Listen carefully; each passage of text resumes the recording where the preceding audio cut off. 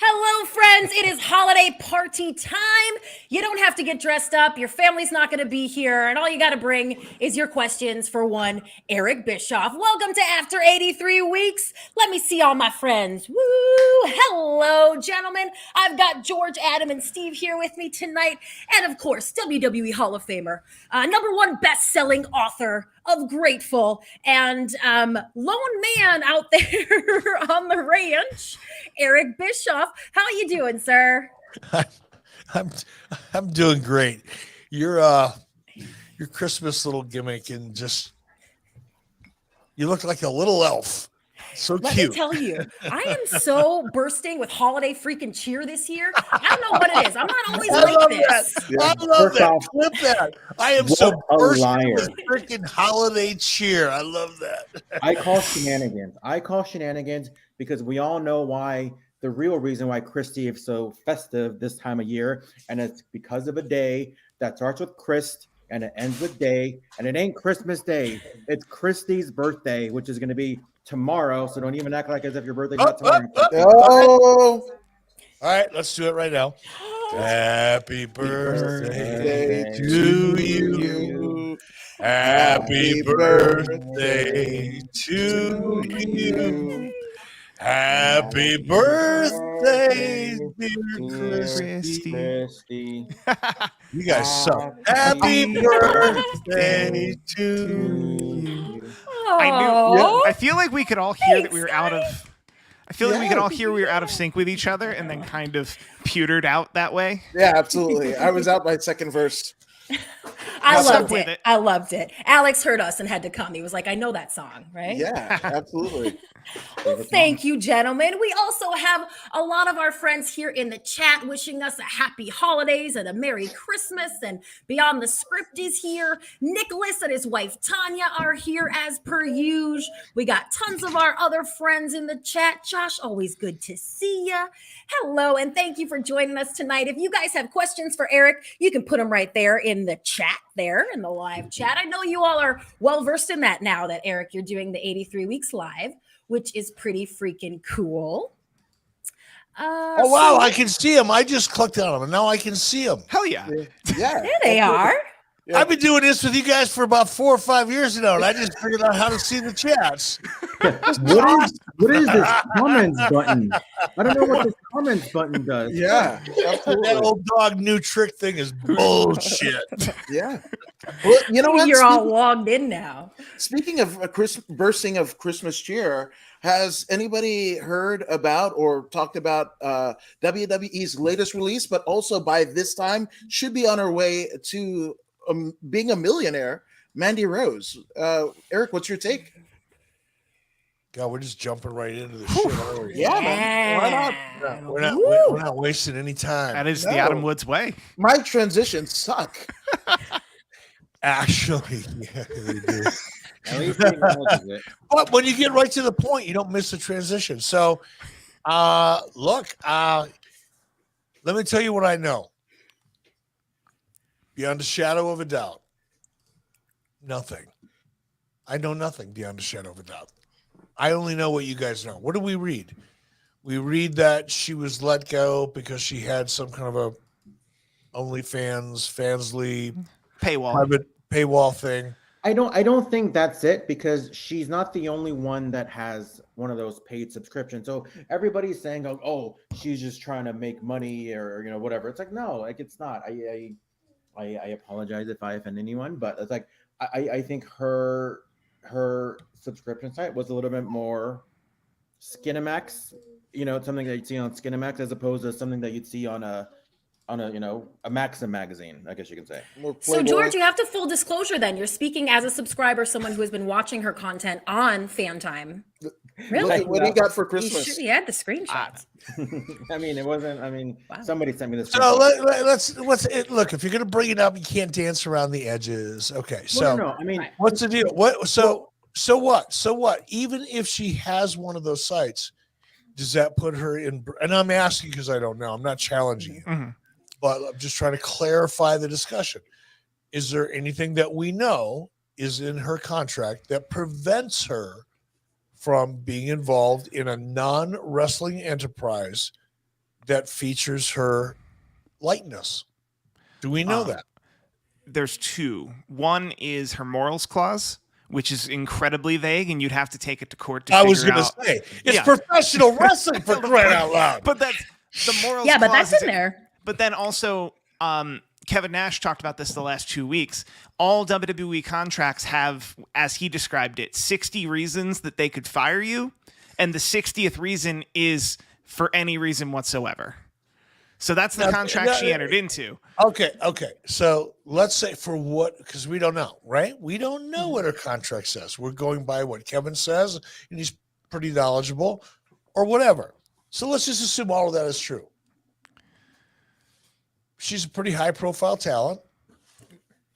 They discover that she's taking her little side hustle a little too far. Do they need to fire her over that, or do they choose to fire her over that? I mean, I think it can be either or. I mean, I think you can make the argument for either one. I mean, but at the end of the day, they probably felt like they needed to. Why? We don't know Why? whether she was offered. We don't know whether she was given the opportunity to take the stuff and the site down. We don't know that if she was told to take it down. See, and Christy, that's the part.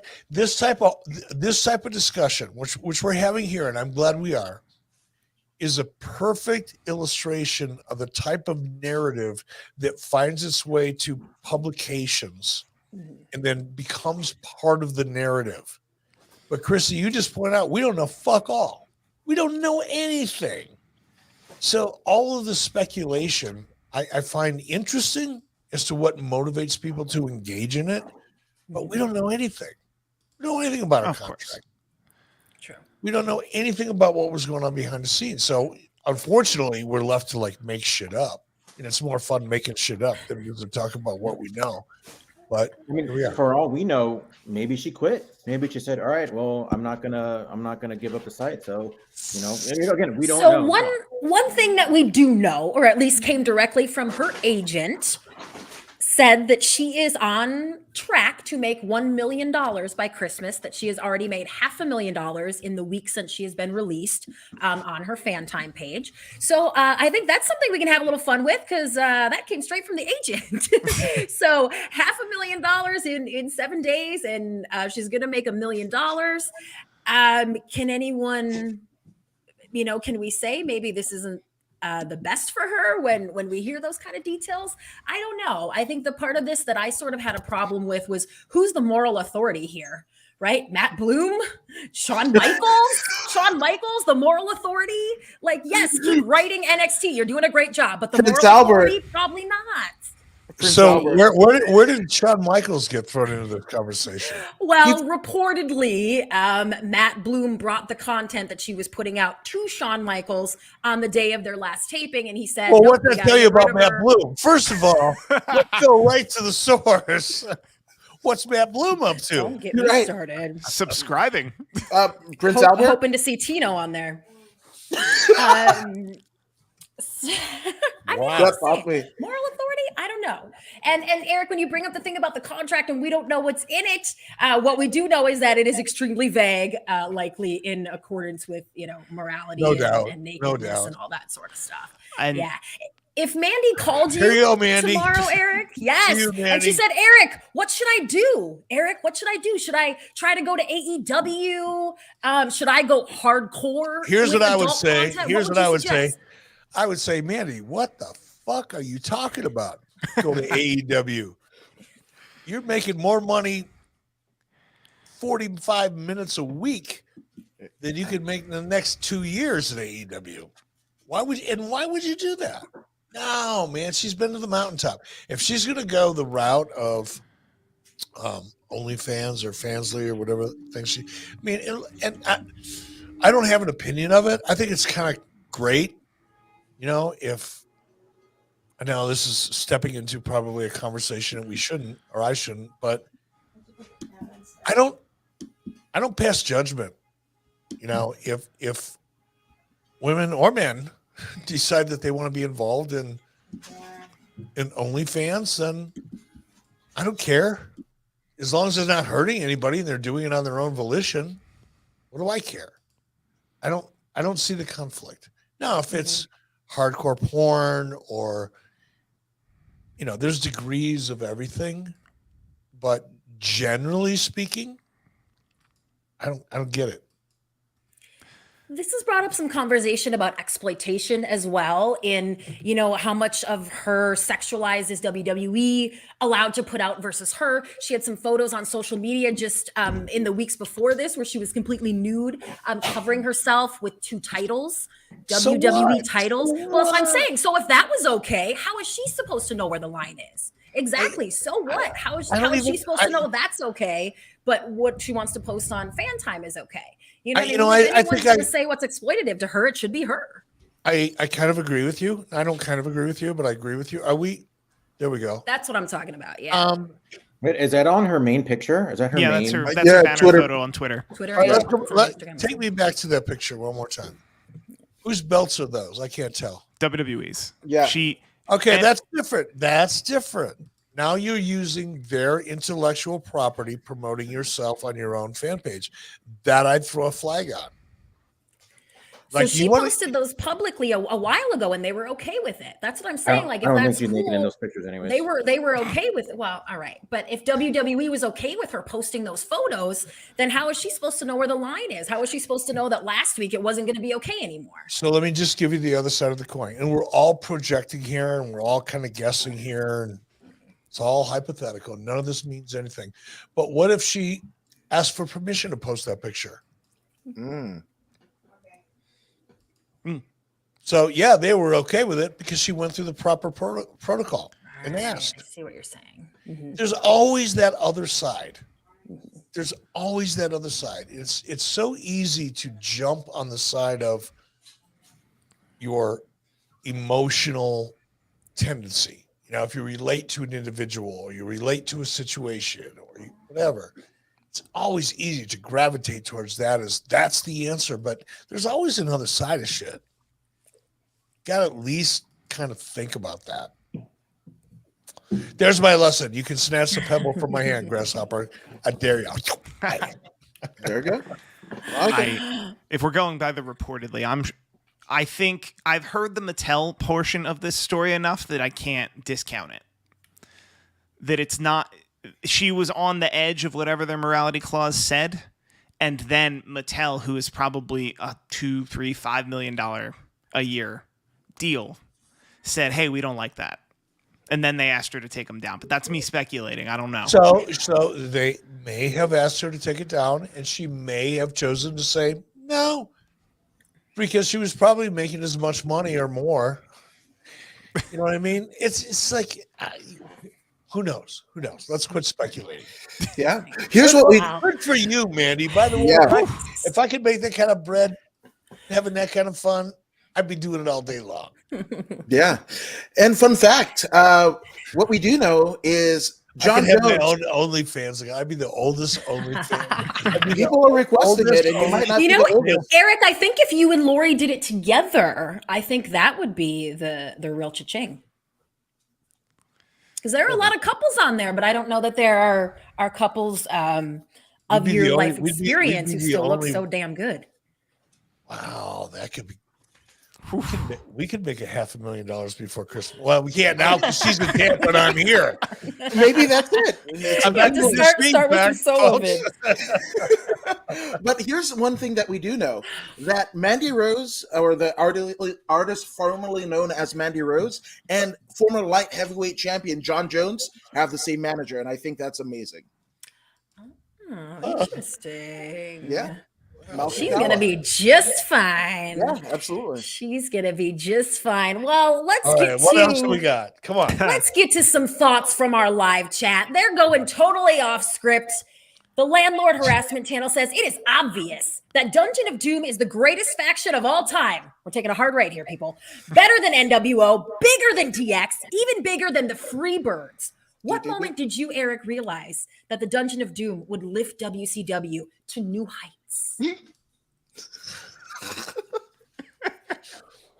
First time I tried psilocybin. 10 points. I said, what is psilocybin? Oh, it's just a mushroom. It's no big deal. It grows in the dirt. Well, That's what they all say. I figured out that it actually grows in cow shit in the desert, but they said no, it grows in the dirt. I said okay, I'll try it. Put some in some tea. Next thing I knew, boom, Dungeon of Doom on my TV. Love it. We just got banned from YouTube for that because we're talking about shit like that. It was all a joke, folks. It never happened. Yeah. Don't ban us, Mr. YouTube, please, Mr. YouTube. Yeah. Oh yeah, because they don't want you to promote on here. So even if we just I'm say not the promoting words, it. It was a joke. It was parody. Joke. Well, Walker I mean, Brothers, get your. speaking of Dungeon of Doom, though, and I'm not saying it was the greatest thing ever, but do you think it just gets a bad rap in general just because of? I mean, wrestling is a popularity contest to begin with. You know what everybody thinks it's cool or not cool. Again, I'm not saying it's the greatest thing in the world, but do you think it just gets a bad rap because of the time period of like '95 when wrestling was down in general, or because it was in WCW? Oh, boo, WCW bad. No, it wasn't bad. That's just a narrative that everybody likes to tell. Do you think it was really that? I don't think it was that bad. I mean, for all I know, I was a kid when I was watching that stuff, and I'm like, yeah, like keep giving me more. Like I'd love to see. Like I guarantee you, if that was out today, WWE would be making millions of dollars. And speaking of Mattel, and a Mattel action figure with the Dungeon of Doom and the Zodiac and the Shark and all that jazz. So I just think it's a big narrative. Do you think a lot of it? Do you think I'm just all boo ha ha, or do you think maybe it wasn't as bad? It just No, I think you touched on several things. God damn, you covered a lot of ground. No, but I think initially my thought is it gets a bad rap partially because of timing. That period of time when Nitro first emerged and I was leaning into more reality, surprise, shock, bringing out Lex Luger, giving away finish, all that stupid shit I was doing, all of that was designed to create tune in and to appeal to an older demographic. And when that started working, I started realizing that our characters also had to appeal to an older, and when I say older, I mean 18 to 49-year-old demographic. So that's when we started leading into more reality, and which actually led to the NWO. But there was about a 12-month window there, 9-month window there, that was kind of a transition window where we were still mostly presenting, even early Nitro, even though we began trying to lean into reality a little bit more and surprise, we were still pretty much presenting a late 80s formula, a WWE light formula. And the Dungeon of Doom was part of that. It reflected that period of time when we were still hanging on to the last vestige of what worked in the 80s, the over-the-top, very animated kind of, and this leads me to your second point, childlike presentation, because you pointed out in your setup for this that you were a kid. Well, things that appeal to you as a kid aren't going to appeal to you when you're 18 to 49. That character or the Dungeon of Doom just happened to appeal to you at a point in time in your life when that type of character presentation would be appealing to you. It wouldn't be 6 years later. And that's another reason why you still think, because it brings you back to that period in time that you still remember because it makes you feel good, like we all do for different things in our lives. Mine is macaroni and cheese with paste picante sauce, but whatever. We all have those things that bring us back to that moment in time and go, oh, that was the best back then. Oh, man, that makes me feel good. I remember that. So, apples and oranges. I have to try that. Apples and oranges, but you can say the same about like a John Cena, where he wasn't appealing the adults, he was appealing the kids, but yet he still was bringing in those numbers and the ratings. Say that again. I muted you and I didn't mean to. I'm saying because a lot of things that appeal to as a kid may not appeal to the adults, but you can say the same thing about like a John Cena. In what way?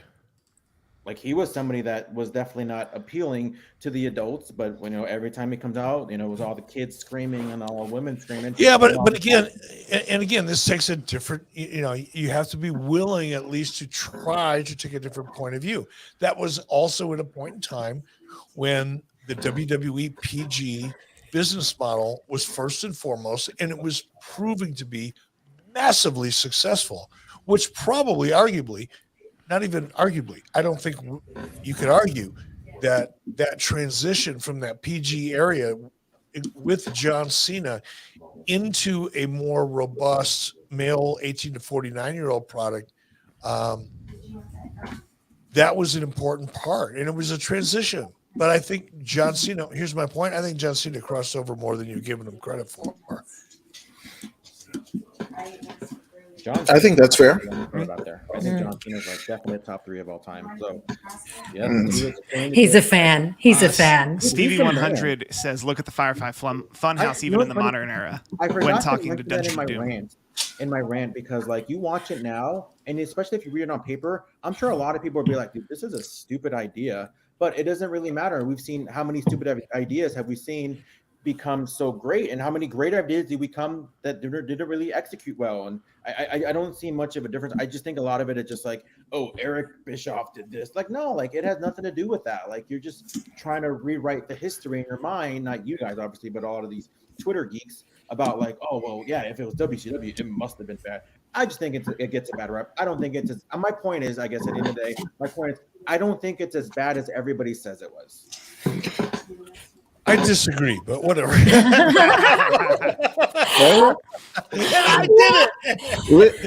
did it. What speaking of character-driven, storylines, did you get a chance to see any of the latest developments with Bray Wyatt and Uncle Howdy, their interaction with LA Knight from SmackDown this past week? Zero. Ooh. Zero.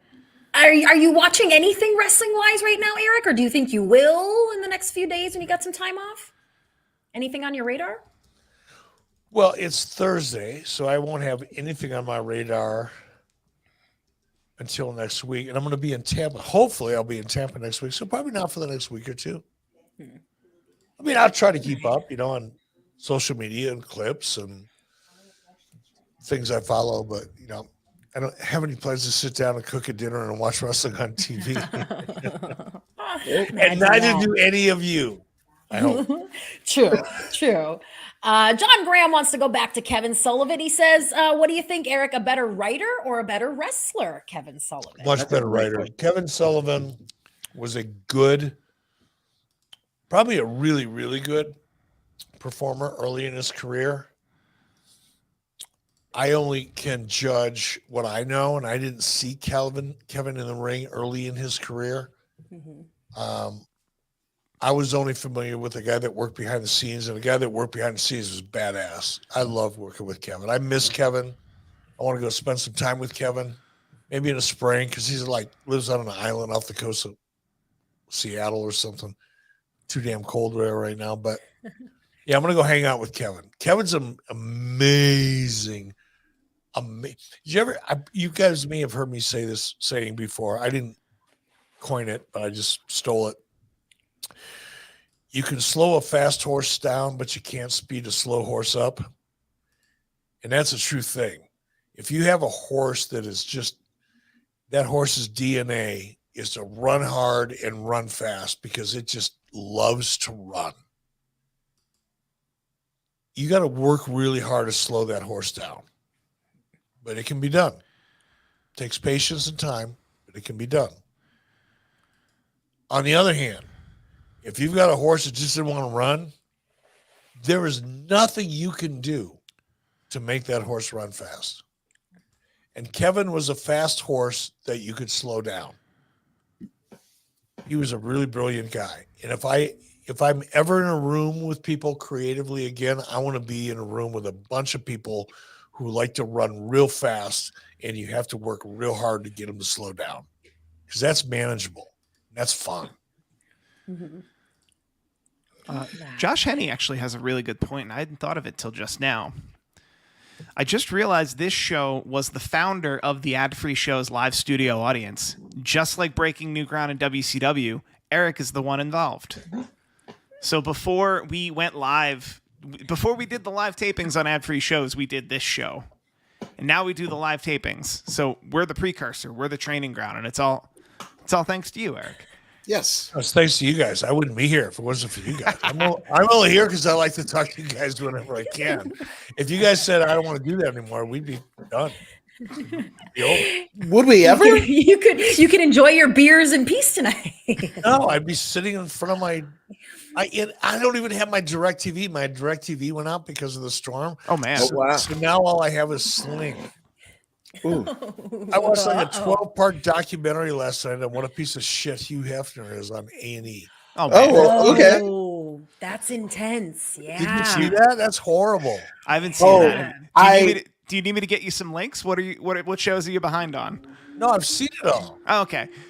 No, I mean I've seen that. I've seen that whole Oh, yeah. series. I watched all of them back to back, 12 of them, or whatever there was. La Luz del Mundo is the one I got on HBO Max. I'm been getting into the cult documentaries, and La Luz del Mundo. I'm episode man. 1. Yeah, man. There Heck yeah. are too many cult documentaries. Oh yeah, going clear. HBO is king yeah. of those. Mick Mac. No, here's the problem I have with that kind of stuff. I like to watch documentaries in order to go to sleep. I generally have to have the television on in order to fall asleep. Don't know why. Is what it is. Which is fine. Except for once I fall into a really deep sleep, I'm hearing the television and I start dreaming I am in whatever it is on television. So if I'm falling asleep to a cult documentary, before you know it, I'm Reverend Jim Jones. I was just gonna say, I know you're the cult leader in your area. 10 You points. are not a follower. Yeah, there you go. I like it.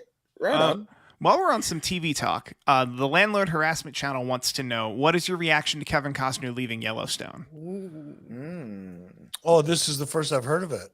What? Wow. Is this breaking not news. okay? Let me. Well, Where's he now going? I need to confirm What are the him. deets? Spoiler alert. What's the news here? Come on now. Cole Hauser is going to be taking over. Your friend Cole Hauser taking over Oh, the lead role. so Kevin's going to pass. He's going to get shot, or he's going to get fucked up. Somebody's going to assassinate him as governor, whatever. Any of that makes sense. And then Cole, who's like a son to Kevin Costner's character, and the husband to Kevin's beloved daughter, Beth, who's fucking hot as hell. Just like bounce around the room hot, fun. Beth Dutton. Yeah, I could see it, but I didn't hear that this was a done deal. No, it sounds like he's considering it. This headline says considering leaving his $1 million per episode paycheck behind. He's currently debating whether or not to leave. He's not doing it for the money. This is a passion project for him. Have you guys seen Kevin Costner's documentary on it's on Fox Nation, a streaming platform, about Yellowstone? I've not seen it yet, but I've seen all the commercials run on Commercials. football. Put your politics aside, subscribe to it, Fox Nation, just to watch that series, then unsubscribe. Cost you a hand, less than a fucking Starbucks. But it's such a good documentary. And in that documentary, you understand why Kevin Costner did Dances with Wolves, and why he's doing Yellowstone. Really, and I, honest to goodness, in the summertime, I can look out my back window and look right into Yellowstone National Park. Wow. And I learned things about Yellowstone National Park that in 23 years of living here, I didn't know. It's a really good documentary. I encourage you to look at it. Yeah. Is it a documentary series, or is it just one big documentary? I think it's a 4-part series. It'll go on my watch list. It's really good. It's so good. And like I say, you just learn. There's so much about this country we don't know. I mean, we're all just born in our own little bubbles, and we go through our bubbles. We just move along the assembly line of life. But man, you go back and you learn about some really important things that took some really ballsy people to do at a time when it was life or death. And it's just really fascinating. Makes you appreciate things a little more. Also, Josh Henney is asking what that's documentary and where to view it. It's Yellowstone 150. It's on the Fox network. Fox Nation is the name of the network. Yeah. Yeah, Fox Nation. Sit down with the fam and learn something this holiday season. Hell yeah. Absolutely. And shout out to Dances with Wolves, because that was the first time I saw boobies. And so that was that. That was a great movie. Heck yeah. Poignant memories. I feel Not like gonna most take that people's bait. is Titanic. That's interesting one. Fifth Element. All right, Depends on the age. one more TV question. Josh also wants to know, Eric, if you've watched the Dangerous Breed series on Netflix about Teddy Hart. This is something I know you guys, George, Steve, and Adam were talking about earlier it's this actually week. on maybe Peacock. taking in. It's actually on Peacock. I haven't gotten past episode 1, but oh my gosh, what the heck is? I mean, there was a bit of it, and I think they allude to it, but Teddy had a younger brother, Matt, or a brother of some sort, and he had a flesh-eating disease. And when Matt passed away due to the flesh-eating disease, Teddy went off, like weird. Interesting. That's the catalyst. Does that interest you at all, Eric? Nah, too weird. Well, wasn't In Teddy general. a part of the Matt Rats deal? Like Teddy, Harry? I don't know. I was invited to go to that Matt Rats thing, and I watched it on TV, and I left. So I don't know anything about Matt Rats. I thought it was kind of a cool idea. I was invited to fly in to evaluate it to see if I'd be interested in becoming a partner, and I didn't, and I wasn't. But I did go, and I did watch, and Teddy was there. That's all I know. But as far as the contents in this documentary about Teddy, I don't know. I don't know anything about Teddy. He's kind of a whack guy. I mean, I think I crossed paths with him after Matt Rats because he was like 12 or 14 or whatever he was. But later on, I think I crossed paths with him once or twice, and I wasn't very impressed. Seemed to be a very immature guy. Yeah. That was an interesting tidbit about Matt Rats, though. Did you not think you could fix it, or did you not want to take that on? No, I just want to take it on. I thought it was a really cool idea. But, here's what I learned. And I learned this one the hard way, guys. This one, I still have to remind myself of the lessons I've learned the hard way. When I see an idea that I get excited about, I am absolutely convinced I can make it work. I don't care what anybody says. I'll find a way to make it work. That's a great attribute about 3 times out of 100. 97 times out of 100, you're going to learn the hard way. You should have figured something out before. You should have planned better. And when I saw Matt Rats, I was at that point where I love the idea, but a great idea doesn't matter if you don't have enough funding and runway to make it work. And my opinion has always been anybody that thinks they're going to launch a wrestling company and become profitable within a 10-year window is kidding themselves. It takes a lot of money to make an idea work. It takes 3 to 5, 7 years to really flesh out a business model. And that means for the first 3, 4, 5, you got to be willing to lose money, maybe break even. And not many people have the patience for that. And I certainly didn't want to get involved with a company that didn't have the funding to do that. Well, there's a guy in Jacksonville that might see different. Well, no, I mean, that's funny. But look, Tony's got all the money he needs. Right. Tony is not for lack of funding. Right. So that's not Tony's issue. Tony's issue is what's the vision? What's the succession? What's going to differentiate your product from your competition? Once you figure that out, now you can begin to figure out a vision. But until you figure that out, you're just throwing stuff up against the wall. Well, I mean, while we're on it, right? So, Ring of Honor at their last pay-per-view, they basically Tony Khan said in the post-match press conference that they're actually resurrecting Ring of Honor's old streaming platform and basically launching TV out of that. Do you think that was a failure of him trying to get Turner interested and they weren't? I don't know if I call that a failure. Maybe it was an attempt. Maybe it didn't work. But you got to be careful with things like failures. A lot of things, things change so quickly. On the business side of the television business, the variables, during the same period of time when Tony purchased Ring of Honor and today, and recently when that announcement was made, an entire senior management staff at Warner Brothers Discovery was let go less than 10 days ago. Right. So here's what happens in that world, folks. Dave Meltzer will never talk about this because he doesn't know. But you're going to have senior people, senior management that have made commitments and decisions about what they want to do going forward for the next year or 2 years.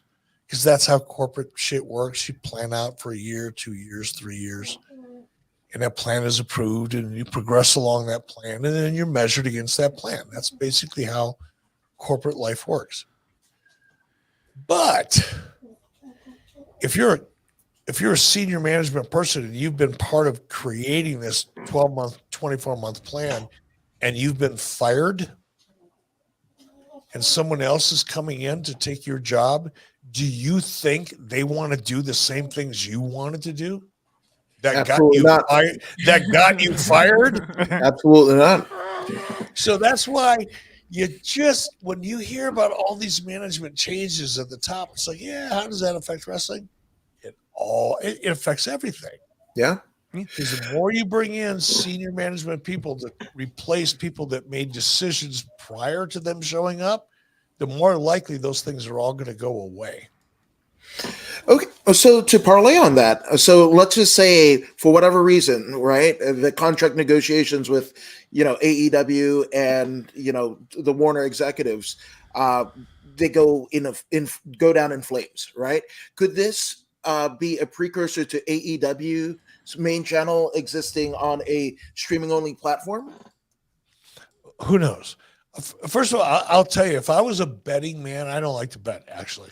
I was in Vegas. I didn't bet $1.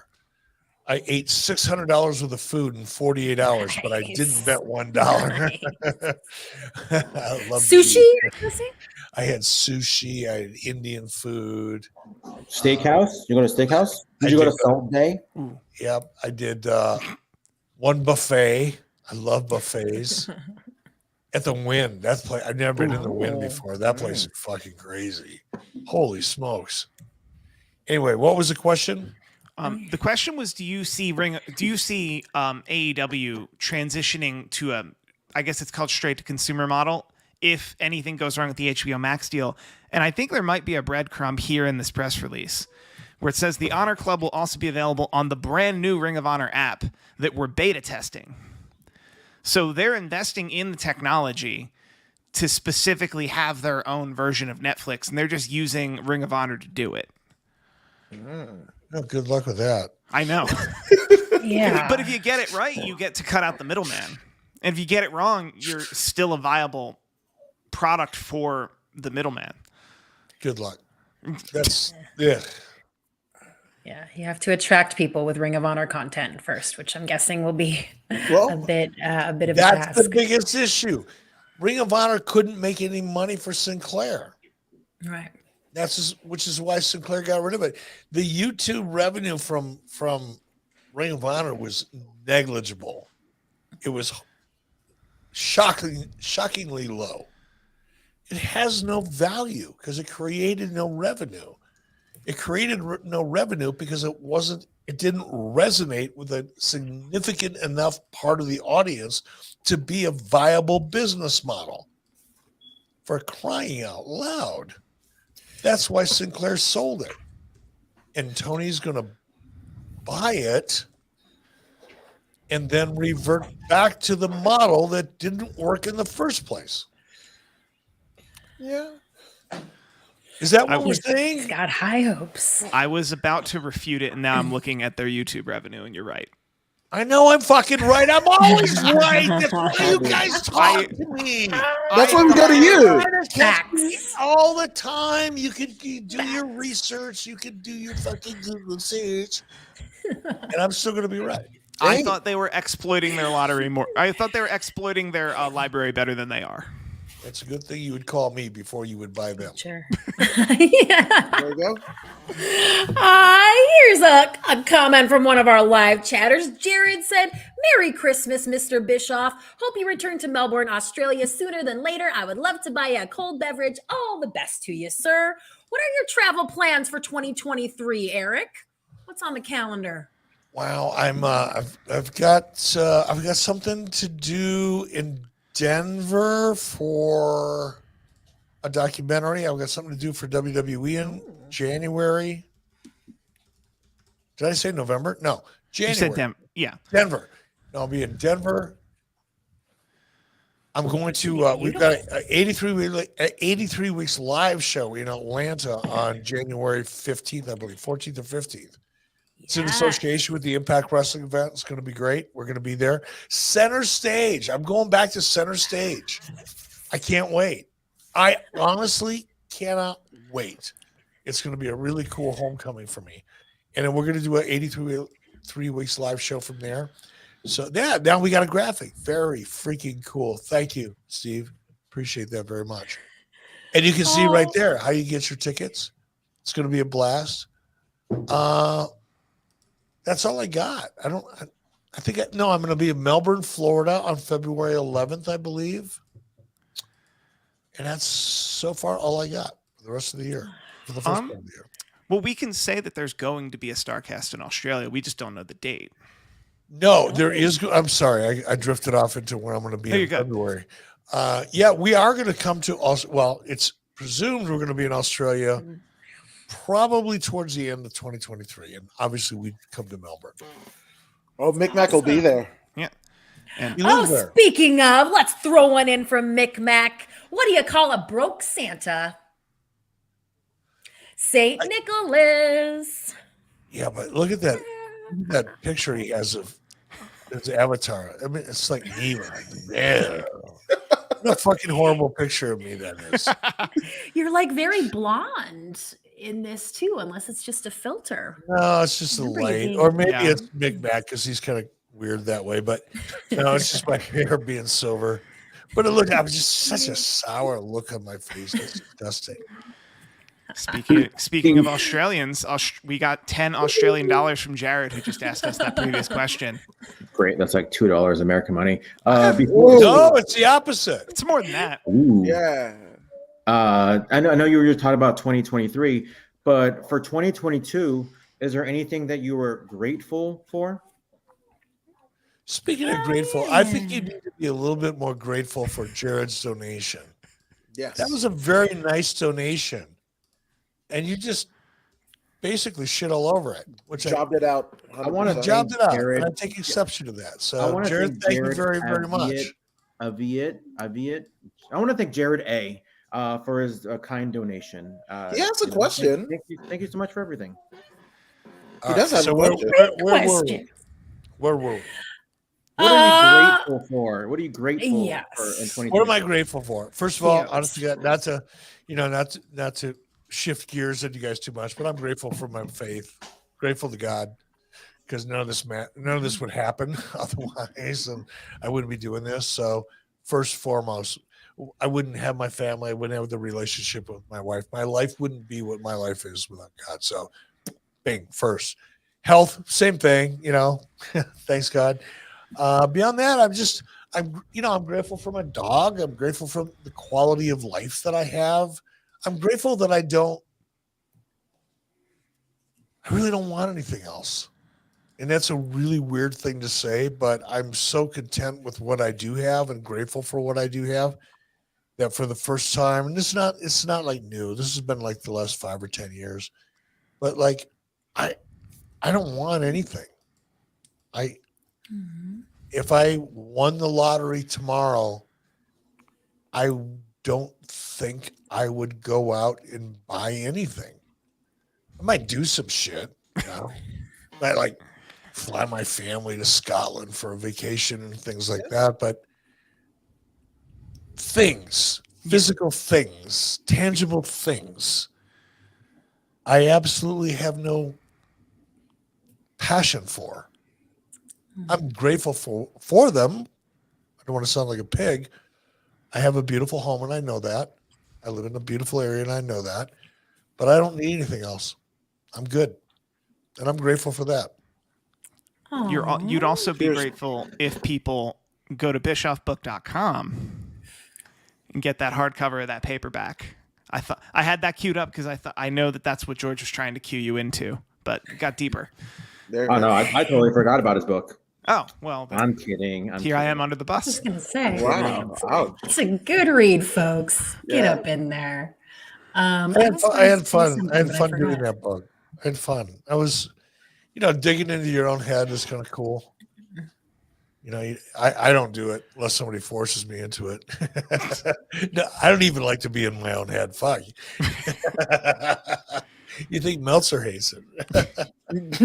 You need a Guy Evans or a Conrad Thompson to kind of Yeah, in there. because it's just I'd rather not talk about certain things. I mean, and the way that sometimes manifests or has manifested is I get defensive, and being defensive is kind of a negative gig. It's just and it's not fun.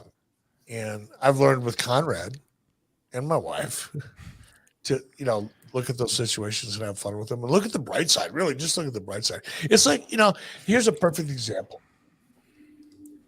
I was supposed to leave Wednesday morning, fly to Tampa. My daughter was leaving LA Wednesday morning. She was going to get to Tampa about an hour after I did. My flights all got canceled. I came home. Likely story is I'm not going to make it to Tampa for Christmas. And I know my wife and my daughter and my son have already expressed some concern over that. And I'm having a hard time convincing them that I'm good. Because my biggest issue was getting my daughter to Tampa. Because she's not married. She doesn't have a significant other.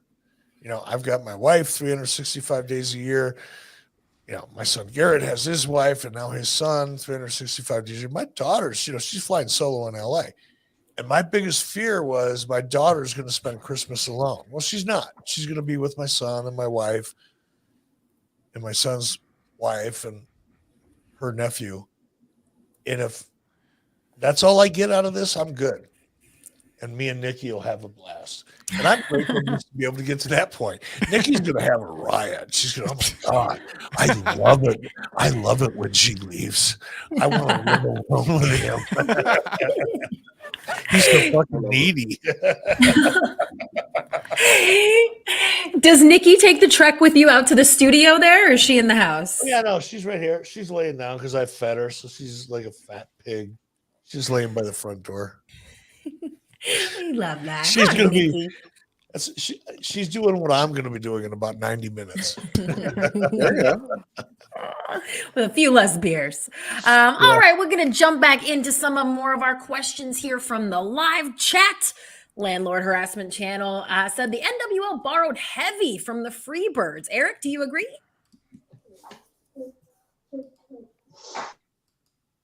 Oh, Jesus. Clearly, he agrees. I think that's a no. In what way? Thank you. Thank you for saving me from answering that question. Maybe I just want to his know strength. how he came up with that. Like how do you get Freebirds to end? What's the comparison? You got I'm two stuffed sausages doing a Leonard Skinner impersonation. Ooh, damn. I love that. And which one is Sounds Buddy sausage. Roberts? Or Dude? I don't know. All right. Michael Hayes is going to hate me for that. We were just starting to He's become the river. friends. And now he's Aw. going to hear this somehow in some way, and he's going to hate me again, all over again. Heat his life, Michael. Heat his life. It gives you a reason to get up in the morning. If you don't hate somebody enough to get up in the morning and figure out a way to kick their ass, you're just going to die a slow death anyway. So you're welcome.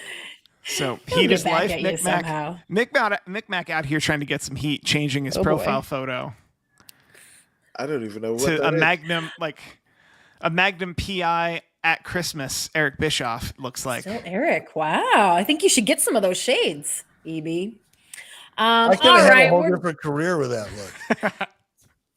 we're gonna keep stirring the pot here. Joan, Eric, thoughts on Renee I Dupree could have been in some saying great music videos with that fucking gimmick, couldn't it? I mean, it's not too yeah. late. Thoughts on Renee Dupree saying that Vince used to yell at you backstage when you tried to speak to Vince. I tried to find these comments from Renee and I couldn't. So we'll just have to trust Joan that Renee Dupree said that Vince McMahon used to yell at you backstage. True? False? Never, ever, ever. Vince never raised his. In fact, not only did he not raise his voice ever to me, I had a hard time hearing him even when he was talking to me because he talked really low and he had this really gravelly voice. And it's like you got to stick your fucking ear in his face just to hear a word he was saying. No, I don't know where that came from. That's some just Reddit bullshit. Another one in the family. Brandon Kuhn asked, Eric, when Hunter was in WCW in 1994, did you think he would become as big as he did?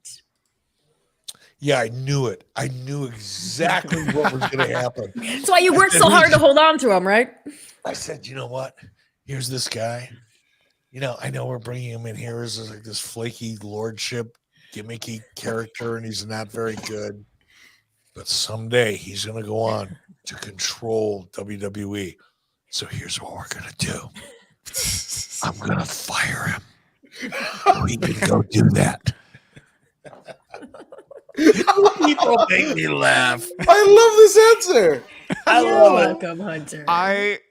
I'm looking forward to a less than reputable dirt sheet quoting that answer tomorrow. 100%. I'll text you when it happens, Eric, so we can call them out on Twitter. Yeah, that's so funny. Well, speaking of NWO, they just got brought up not too long ago. At what point do you think, or maybe there's like a specific member that joined where it was like, all right, this is a little too much. NWO is getting a little saturated now, a little oversaturated. Was there a specific member where it's like, why is this guy in it? Virgil. I'm not doing it. He says, no, it is the holidays. We're spreading love and cheer. What can I name you a couple names and you'll be like, oh, No, I just don't want to do that. I'm in a good mood, guys. I don't want to do negative shit. Well, I'm going to do it. It was Virgil because he hit on my mom in 93. Fuck that guy. So he doesn't. Virgil hit on Good your mom? reason. I think my mom he'd was be good looking. offended. I bet your if mom he is didn't hot. hit on your mom. Yeah, she was. Yeah. She was. Yeah, 100%. So I And guess. Virgil's a good-looking fella. Yeah, I mean, not as good as my dad, obviously. that's a compliment to your dad. Could have had a new stepdaddy, Adam. Oh, geez. All right, we're gonna wrap our public party and get to the private after party here very shortly, but we'll end off with this one from Mick Mac. Eric, what's a great book to buy for Christmas? It is the one we were telling you about before. It is called Grateful. You can get it on Amazon or at ericbischoffbook.com. And trust me, it is a very heartwarming read. I don't know that Eric will admit how inspiring it truly is. And I know you all are looking for the wrestling juice. That's in there too. But it also makes a great gift. So go head on over and get Grateful for Christmas for yourself or someone else. And make sure that you are subscribed right here to the 83 Weeks YouTube channel. Eric, you're at 80,000 subscribers now, just growing, doing it up. We love that. And we, of course, do a little private after party after this for all of our ad-free shows. Wait guys. a minute. We're at 80,000? Yes. Yeah. Kevin Nash is over 140,000. He's been at this for about 2 cups of coffee. Ooh. But you made him. So his 140,000 subscribers are your 140,000 subscribers. No, they're not. No, they're not. Not how it works, Christy. I see my check every month. They're not. He gets the NWO money. He gets the YouTube money. He gets everything. Marsha. Again, hit that big red subscribe button, folks. And if you are an ad-free show subscriber, stay tuned. We've got more after 83 weeks coming for you. Thank you so much for watching, everybody. Please enjoy the holidays. Have a safe holidays. and happy Christmas and New Year's. We love you all, and we will see you again soon. Oh, Christy Tree. Oh, Take Christy care. Tree.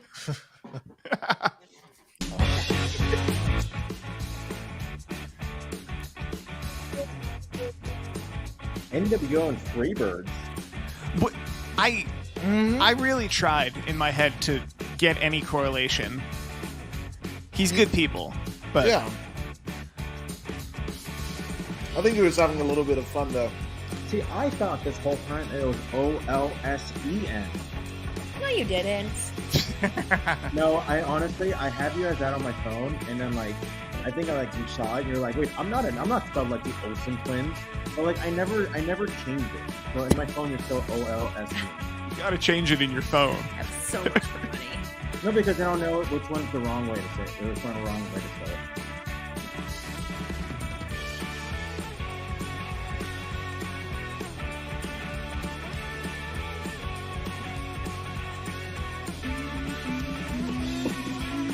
Woo! Hello, ad-free show friends. We are back with Eric Bischoff, taking more of your questions, and we can get a little more sassy now. So just bring them on, folks.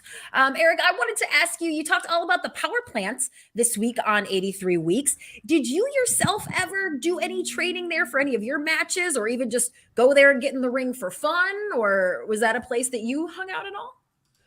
I got ready for my match with Larry Zbyszko at Starrcade Oh, wow. at the power plant. Yeah, that's what I figured. That was a hell of a program. I mean, Yeah. That was what kind of really converted me as being a WCW guy from being a WWF guy.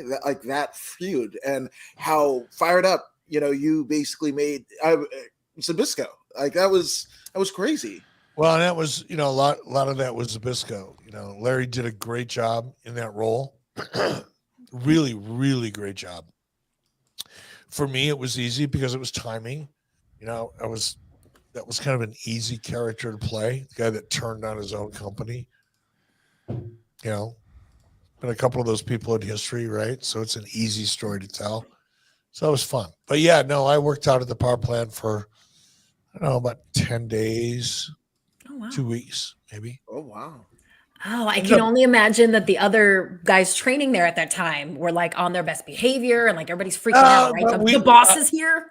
No, I was there at night after everybody else left because I had kind of a full-time job. So Really? I'd finish up my full-time job in the office and I'd go over to the power plant at night and train with Larry. And, it was fun. It was really fun. It was educational for me. I'd never done anything in the ring. Been a wrestling fan all my life, and I knew the business of the wrestling business, but I didn't know the in-ring part of the business. So it was really fascinating. And Larry was a really good teacher.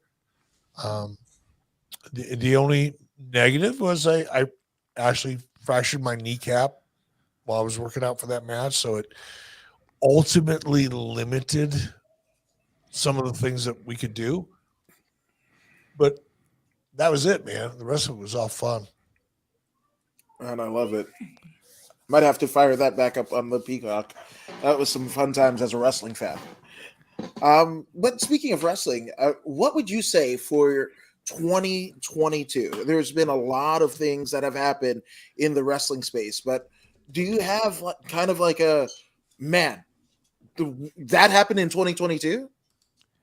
Yeah, He what does. stands out to you? Yeah, I'm we gonna talked about guess, this. but before he reveals his answer, I'm gonna guess will have something to do with MJF finally capturing the AEW championship. Not at all. I'm Not at gonna all. guess. I'm gonna guess it has something to do with the Vince McMahon not being the head of the WWE anymore. Yeah, I that's don't- it. I don't have to guess because we did a whole episode about it. Strictly business. It'll air next Yeah. week. we covered the top 5 things, and the number 1 thing was Vince walking away from WWE, because that I didn't think I would actually see it in my lifetime. And I'm 10 years younger than Vince, but I'm still convinced he's going to outlive me by 30 or 40 years. I never thought I would see the day he would resign. So that was a huge story. What was a bigger story to me, or more interesting story, I think, at least, is how well the stock price has done since he left. Because prior to Vince resigning for a long time, that was always like we love that stock. We love that WWE stock, but what's going to happen when Vince retires? The unknown usually makes people nervous about a stock. And it's been seamless. And in fact, for the most part, it's grown. So I think it's pretty impressive, but I don't think the story's done yet. I've heard some things over the last couple of weeks that just made me go, maybe. I don't know. It's too weird. But the wrestling business is weird, so we'll see. Yeah. Well, kind of going back to the power plant, if this was maybe 10 years ago, you would have probably said Goldberg was probably the best prospect and product of the WCW power plant. But I mean, It was. could you also say in terms of longevity, maybe AJ Styles? Because he was one of, he was at the developmental at the last kind of breath of it. AJ had a lot of previous training before he got to the power plant. He was at the power plant for a cup of coffee, so no, couldn't say that at all. I think when I look at the power plant, rather than trying to look at who walked in absolutely green and who walked out a superstar, okay, Bill Goldberg, but you could also include Diamond Dallas Page in that category, because Diamond Dallas Page went from having no in-ring knowledge, experience, or anything at the age of 35, went to the power plant, committed, trained, and came out and ended up being a superstar. So, yeah, I mean, it's not, you look at Bill Goldberg, you look at Diamond, Ernest Miller. Did Ernest Miller make it to, main event, big pay-per-views? No. Was he a solid, above average, top third performer that came through the power plant? Absolutely he was. Anybody that doesn't see that is just being negative for the fun of being negative. He really did a great job in a very, very short period of time. And there were a lot of others that came through and maybe didn't start like day one and graduate and go on to become a star. But Jody Hamilton and the power plant played a big impact on the success of a lot of people's careers. I will say, Ernest Miller got to dance in the middle of the ring with James Brown. James Brown, and that's probably better than like main eventing most pay-per-views. So the only thing I'm bitter about, because I wasn't there then when that happened, I would have loved to be in that ring dancing with James Brown. Because when I was a kid, I grew up in Detroit. I was born in 1955. In the early 60s, mid 60s, Motown, James Brown. Stevie Wonder was called Little Stevie Wonder, and for a good reason. He looked like your paper boy. He was 12. I mean, Temptations, The Miracles, all of it. I mean, that was my life. And when I saw Ernest in the ring with James Brown, I was thinking, man, I brought Ernest into the business. He's in there with James Brown. I can't be there, but man, this feels pretty fucking cool. It's almost like I'm there. So were you saying if you would have been there, you would have found a way to put yourself in that segment? Are you kidding me? Yeah. I had to run myself into that shit so fast that it made people busy. I love it. That would be a gift today. Top guy Josh Henney wants to point out that if you can't make it to Florida, you should come over and fire up the Rec Tech with him because he's soloing as well. Josh, I'm not going to reveal even his state, but he did win a T-shirt yesterday, so I happen to know it. He's nowhere near Wyoming. No, I know. I You love have to that, get on a but plane to him. Here's the deal, guys. You have to get on a plane to him. Here's the deal, guys. No one is anywhere near Wyoming, which is Yeah. why I fucking moved here. Yeah. Can other you than read Nikki. between the lines, people? Yeah. well, that's okay. Josh and Denovius, Bobby, all of our top guys are having their own little holiday soiree here in the chat. we'll They're do all something on safe and Facebook. warm. We love If that. I'm here by myself, I may just cook up a turkey breast or something and have it, and we'll do something online. But I'm not going to. If I can't get on an airplane and get out of Cody, there is not a chance in 2 lifetimes that I'm going to get in my truck and drive somewhere. Absolutely. Yeah. John Only says place only to go is 8 the hours airport. away. So All right, one more head scratcher here from Walter asking Eric, any thoughts on Stone Cold Steve Austin having one more match? Do you want to see it? I do. yeah. I just love Steve's character. I love Steve. I love Steve Williams. I think he's a great guy. He's the Robert Duvall of professional wrestling. Ooh. I like that analogy. When 20 years from now, when you're watching Steve Austin interviews, and you will be, if you're young enough to remember this show, you'll go, fuck, Bischoff was right again. He sounds just like Robert Duvall. Nah, he is so cool, and he's so natural and so real, and he's just so entertaining. And I don't know, I don't want to suggest I know Steve really, really well, because I don't. We're friendly, but we're not tight. Calls me everyone. He called me when I got inducted to the Hall of Fame out of the blue. That was the last time I talked to him. But if I saw Steve on the street, we'd probably spend 4 or 5 hours catching up and having a blast doing it. But my guess is that if Steve agreed early enough, as he has, he's given himself 6 months, basically 5 months, to get in shape and get ready. He's going to put on a hell of a show, and he's going to be ready. Yeah, I think he's going to blow people away, because he knows what his limitations are. He knows how to work around them, and he knows how to compensate for them in a way that makes the presentation look even cooler than you thought it would. Yeah, I'm looking forward to it. Would his potential opponent matter to you? I don't give a fuck. So Eric Bischoff versus Steve Austin, yeah? Yeah. WrestleMania, Hollywood. Look, I put Steve over as much as I could in Montreal. As a heel, you only have so much to give. And I gave Steve, because I had to get the kid over. He'd been off TV for a long time. He had the injuries, limping around. Nobody was sure. I fucking put him over like $1 million in Montreal in a main event at No Way Out. Those are the I facts. should be a Canadian. You know what hero, I'm watching crying tonight. out loud. Yeah.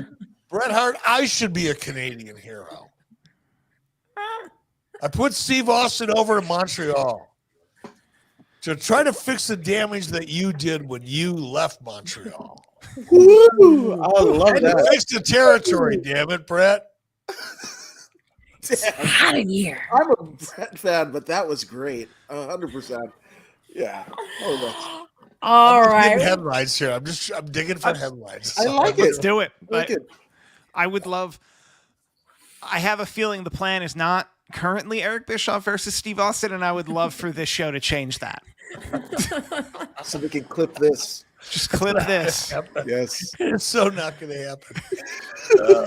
Get So you- much money in the Not Not if you a start that WrestleMania OnlyFans payday. page, it won't, Yes. Eric. If I start that OnlyFans page, there's no need for it to happen. I'll be raking in bucks sitting in a fucking waterbed, blowing bubbles, listening to the Dean Martin music for all those hot women that love really old guys.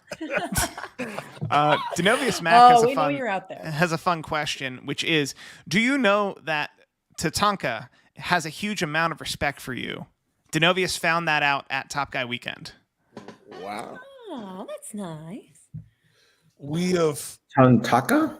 Tatanka. I'm pretty sure he Tatanka. means Tatanka.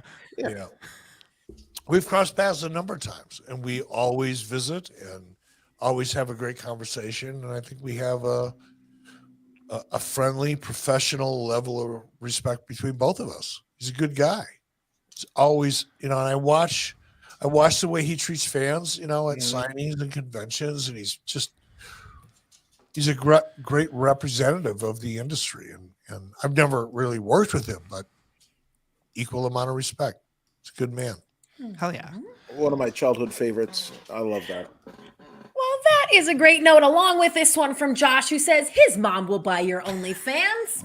What a beautiful note. I am of so holiday over with cheer mom. for us to end on. Yeah. You know what's really funny?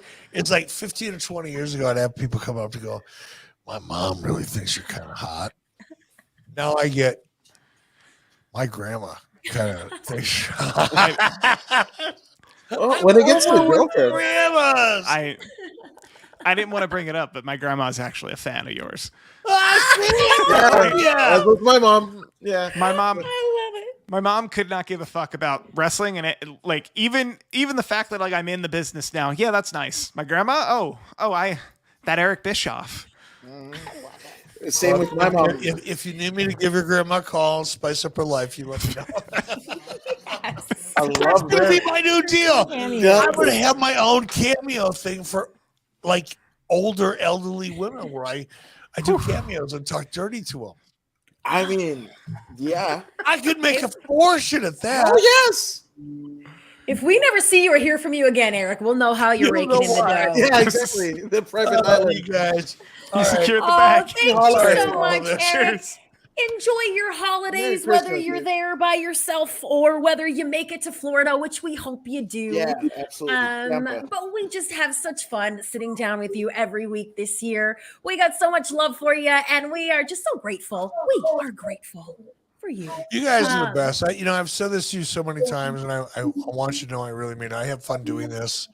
I get angry when I can't do it because it's like, yeah, but that's my high spot during the week, But thank you guys so much. It's always fun doing this. I have a blast, and I always feel better when I'm done than I did when I started, and I guess that's why I love doing the show with you guys. So thank you very much. Merry Christmas. Merry Christmas. Thank you, Merry Eric. Christmas, Eric. Thank you, Eric. That was Did so that warms kind. anyone else's heart? Right. Aw.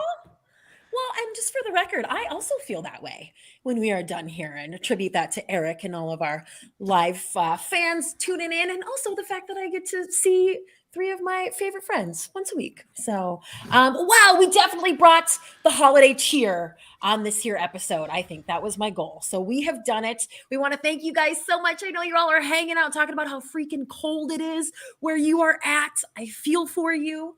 In the meantime, guys, I know some of them are spending the holidays alone, but we're offering them all kinds of free content all over the place for them to take in over the holidays. So let's start with one, George Hermoza. G Herm, first of all, are you going to be working that show that you were talking about in LA? The Yes. Pro Wrestling show? Yes. All right. So was that WrestleMania week Thursday? Yes.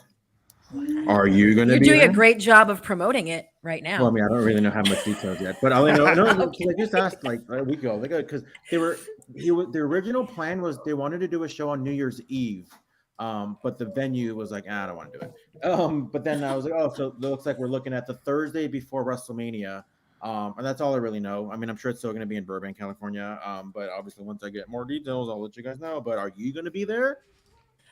You know, if there's that much going on that close, and you all know I love LA consider it my home. So I suppose I won't not be there. I'll be there. What about the wrestling chatter? What's going on over there? Taking a little hiatus until 2023, but we're going to start off with, some cool. I already got some other ideas, that's going to be coming up, and got some interviews lined up for the next year. So yeah, just tune in, youtube.com/the wrestling chatter. Give it a subscribe. The more subscribers we get, the more I can't even say it. The more subscribers we get, the more content that we can provide. Yes. Such a great tagline. You should work on that one. Mm-hmm. I'm not the We one will usually be saying sure it, so that's why. Check it out. All right, Adam Woods, you're giving the people all the good stuff too. Yeah, According to Woods is the principal podcast where you can find me on Facebook, YouTube, Twitch, and Twitter is where you can find the principal podcast. Right. Voodoo in the Woods is our MMA UFC recap and pre-show. We're going to be doing our end of the year show either tonight or next Thursday. That feels right. And then I just started another podcast with John the Bod, the Bods of Mayhem, and we just actually took a look at the 4 Nature Boys. Most people think it's just Ric Flair, Buddy Rogers, but also Buddy Landell. Yes, and Roger Kirby, who is also a Nature Boy. So that was me tag teaming with John the Bod on the Bods of Mayhem podcast, and you can check that out on YouTube and Facebook, and also the Woods and Wade podcast, which I do with my friend Claudia Wade, our childhood friend, and you can find that on the According to Woods channel. But that's all the stuff. But even though I have all that stuff, it doesn't compare to Steve Kaufmann, right? I mean, it's a hard one. So don't be hard am I on on yourself. camera though? True, 100%. So excellent transition. We've bookended the show. We've bookended the show with a bad transition to a good transition. I'm, some would say, heavily involved in the pro wrestling YouTube space. SteveKaufmann.com is the link tree that kind of links off to all the stuff I'm involved in. It's actually outdated. I am the producer of Strictly Business with Eric Bischoff, 83 Weeks with Eric Bischoff, Click This with Kevin Nash, and To Be the Man with Ric Flair. Those are my shows. That's what I'm up to. And beyond Steve that, is actually getting some of that YouTube money. So right when Eric, earlier on this call where Eric was like, "Oh, Kevin Nash is getting the YouTube money," and I'm like, he's not the only one. Yeah. I'm getting plenty of that YouTube money. Although I'm happy to hear my that God. Adam Woods We got love his YouTube promoted, because he used to be the vice principal channel, but now it looks like you're the principal channel. Am I? I don't know. You kept saying principal, so I was like, oh, I did say principal? Oh, the principal podcast. Oh, if Adam's the principal, who are the students? Yeah, and man, let's not go there. Wow, you guys. I want to know what Christy is going to do tomorrow. Oh, yes. Oh, you know what? That is a good question. I was expecting that my parents were going to be flying in, and we had a whole evening of like Fremont Street fun, zip lining, Nacho Daddy. We had like all that lined up, but I'm not doing any of that if they're not here. So I don't know. Maybe there's a great, like a really fancy pants vegan restaurant called Crossroads that's in LA and here. And I never actually was able to go to the one in LA. So I would probably go to Crossroads for dinner. Or Quentin Tarantino has a vegan Italian restaurant here that I've ordered for takeout, and it's really freaking fabulous. So maybe go there and do the sit down thing, have like vegan charcuterie board. That's a weird one to say. But first, there's a lot. But I mean, Crossroads is Travis Barker's joint, right? Oh, you know what? I didn't even know that, but that would make sense because he's. I pulled up a picture of Nacho Daddy, and now next time I'm there, I'm going. I thought that's everybody in Compton, Watts, and Lenox. What's Nacho Daddy? Like, because I'm gonna. Nacho Daddy is probably a step down from Crossroads. It is a Mexican place that has both carnivore and vegan stuff. Okay. So like we get like the vegan queso, and my husband will have all of his meaty filled things. Is it on the strip? And then they've got a whole. No, it's on Fremont, right? It is. There's actually there's like 3 or 4 is it in Miracle Mile? It's a chain. Oh, okay. Yeah, so there's the one on Fremont Street that I've actually never been to, and then one kind of near to where we live. That's really good. And they have like flaming margaritas. My husband did the scorpion shot there once. With the like scorpion at the bottom of the tequila. Yeah. With Steve Gordon, right? Steve Gordon and Darby Allin. Not that thing. Okay. Scorpion. No. You're there. I was gonna be there next week, and I already have plans to go to like the Illuminate show at the Stratosphere. There's this Italian restaurant. It's funny you said Italian. Where it's like very mafia style, to the point where you literally have to give them a code word, and they have the little sliding little door with the what's the code word? You need to tell them I mean, it can be anything. Tell them the code word. That sounds fun. It's called Capos, I believe. So yeah, that's fun. I was like, Nacho Daddy. I want to go there next week when I'm there. So Nacho Daddy. I think you and Alex would enjoy. Yeah, when you said Nacho Daddy, I thought like that was 70% of my graduating class. That to their non-existent father figures. Hey. But yeah, well, Do you have a reservation for Capos? No, but I mean, you can call. I mean, Okay. it's like it's just be like, hey, I'm gonna come in at this time. Oh, here's my code word. Okay. Wow. I've that seen sounds like I've seen fun. videos about this. It looks like a lot of fun. So yeah, Right. that's And all I'm it, having. I would love, George, I wish that we could invite your family over to see the place and do the things, but Barney is even worse with children oh, than he is with the rest of you. So that won't be on the books, but I do hope that you have a wonderful time Yeah. here in Vegas. And I hope that everybody in the chat has a great Christmas. What is everybody's favorite Christmas song? Before we go, let's play in this really quick. Okay. I'm gonna go with Santa Baby. okay. Yeah, I'm like a little sassy. Can I say the Hanukkah song by Adam Sandler? No, does that not count? That's a good one. It's a holiday. Not a think you're Christmas okay song, there. Adam Woods. Yeah, I think I you're mean, okay. I honestly am a sucker for "Last Christmas" by Wham. You want to sing "Last Christmas"? That was mine. Last Christmas. That was Ah. mine. It's a big pick.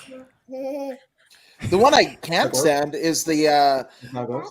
Paul McCartney will be having a wonderful. That sucks.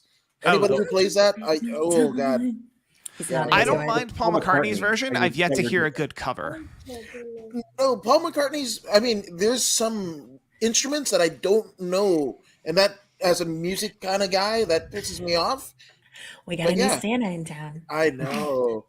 Yeah, but that one is the worst. But Wham's "Last Christmas" and the cover by Jimmy Eat World is pretty good too. I know we're gonna go down the rabbit hole. Sorry to cut everybody off. I like NSYNC's. I think it's called "All I Want Is You This Merry Christmas." Christmas and happy The holidays. holiday, Not that one. yeah. Not that one. Oh, There's that's a another different one. All I want is you this This Christmas. Christmas. Yes, this that's the Christmas, one. this Christmas. Oh yeah, That's it's the on my one. list. They're all on my list. Oh, and real quick before I shut up, "This Gift" by 98 Degrees. Yes. Oh my god. Ooh. A little, there's another sassy one. And if you remember these things, your back probably hurts Oh, because you're in your mid 30s. oh went yeah. Um, Yeah, King Earth 101 basically has the Oh, music yes. I listen to. So And the Christmas song is mine. Chestnuts on an Open Fire. Oh. Classic. A classic. Classic. You're Oh, so and traditional. I'm happy that nobody said Mariah Carey. No. no. I mean, We're done. Santa. Okay. We're done. All right. Well, guys, thank you so much. Alex, thank you for your little run in right now. We got a new Santa in town. I bet he's on Santa's nice list this Yeah. year, We which want maybe her- can't be said for all of us. I don't know. Never But know. thank you guys all for joining us live here and every week. We love you and have a great Christmas and a happy new year. And we will see Yes. you all very soon. Yeah. Adios.